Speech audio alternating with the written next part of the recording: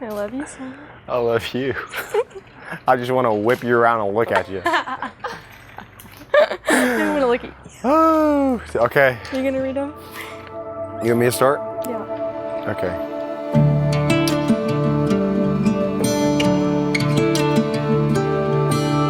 My love, today is the day. It's the day that we have been talking about for months and dreaming about for years. I get to marry my absolute best friend. And for that reason, today is the greatest day of my life. Lydia, Grace, I love you. I love every part of you. I'm in love with every single quirk, strength, struggle, and unique way that God has handcrafted you. There is not one thing that I would want to be different about you. I love you in everything that you are, and I promise to tell you that for the rest of my life because it's true. Outside of our relationship with King Jesus, you, Lydia Grace, are the most important relationship, person, and priority in my life. I promise to be yours, Lydia Grace. I promise to give you all of me until death do us apart. So here we are today, my beautiful bride. And here is to a life with my best friend, my wife. Love, the luckiest man in the world, Michael. Michael, you are the love of my life, and simply more than I could have asked or imagined to pray for. You are my best friend, and one that I could not be more ready to be on the same team with forever. Most importantly, what I love the most about you, though, is that you, Michael Cendric, are a man after God's own heart. Michael, thank you for showing me Jesus every day and the way that you just simply live out your calling of who God has made you to be. You have changed my view of myself and my view of who Jesus is more times than you will ever know by you just simply being who Jesus has created you to be. I have a few promises that I want to make to you, not from a place of perfection, because I am so far from that. What I do know, though, is that Jesus continues to sanctify me, and as he does, I pray that he will equip me to be the woman of God first, and then the wife that I deeply desire to be for you, which is my most proud honor and calling in life. I promise that I will live captivated with my eyes fixed on Jesus first, so that my love for you is an overflow of his love for me. I never want to put expectations on our life and a standard of perfection on you as my husband. We are two broken people saved by a good Father.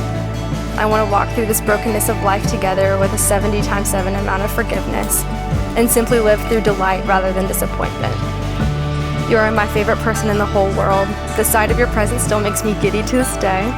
Thank you for choosing me to be yours. I love you forever. Love, Lydia Grace. As you can tell, like you dads out there, how can you love a daughter any more than I can love Lydia? I'm amazed by her. Her beauty is amazing. She lights up a room. She lights up a house. She lights up a young man. She lights up her daddy. She lights up her sisters. And she is wise and full of life. And Michael, I know you know that blesses you, but you have no idea how much that blesses you. And in the years to come, you'll know that, all those things God put in her for you. And so, Lydia, I love you. You're precious to Mom and I, and we couldn't be more proud of you. Oh my, wow, you are stunning. Michael is gonna fall down. Lydia, you are to submit to Michael. And if I were a bride sitting here, I'd go, how am I supposed to do that? Michael, you're supposed to love sacrificially. Christ died for the atonement of our sins. He gave himself up for the church. That is all of us. That's how you can follow a sinful, broken picture of Christ, because you are to love sacrificially and you are to submit to that. That does not mean that either one of you is less than. It means that you can be greater than together. And what I'm excited for is the fact that the world's not going to understand this. This is a love that is countercultural because it doesn't fit within the culture that we live in that says, I need to think about me. You need to think about you, make sure that you get what you need. No. It was not fair that Christ died on the cross. There was nothing fair about that. There's nothing fair about entering into this picture of love, but there is sacrifice and there is good.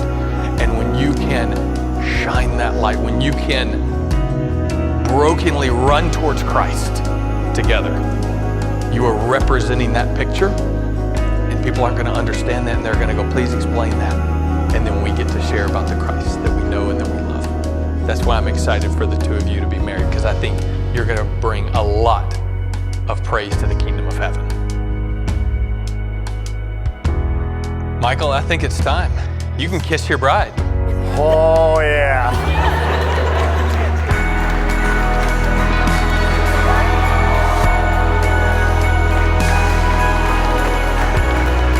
For 2 years, Michael and Lydia dated, and so Pamela and I got to watched you have integrity. I've watched how you've honored your family. I've watched how you and Lydia have had to go through hard questions and hard times.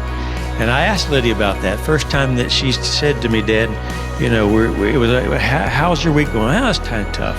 But Michael and I had a hard discussion. It's like, well, tell me not about the details. Tell me what happened. And she's like, Dad, he's amazing. He reached out. He wanted to know what he had done. We talked. Gosh, he just approached me in humility, and we had a wonderful conversation. And at that time, I was like, he's not a boy. He's a man. He knows how to lead. He knows how to lead with humility and lead in love.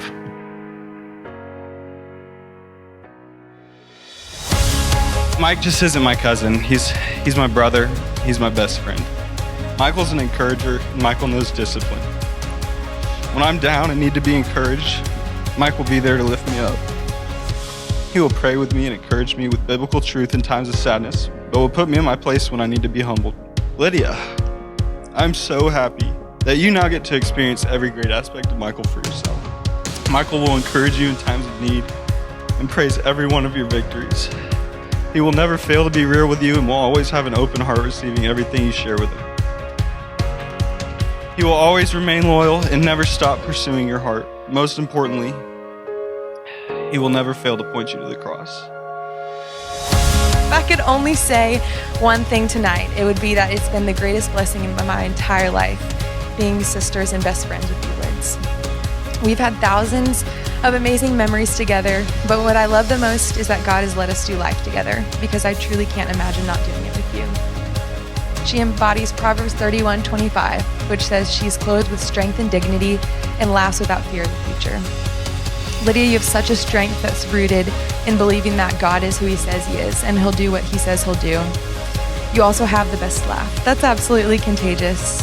Truly, there's no one like you. Michael, I'm so thankful that you're the answer to the prayer I've been praying for my sister for so long. You're just incredible. Both of you individually are such strong forces for the kingdom, and it excites me so much when I think about all that Jesus is going to do through your marriage. The joy between you two is unlike any other, and I know it comes from how he's truly the center of your relationship and your love for one another. If we hold on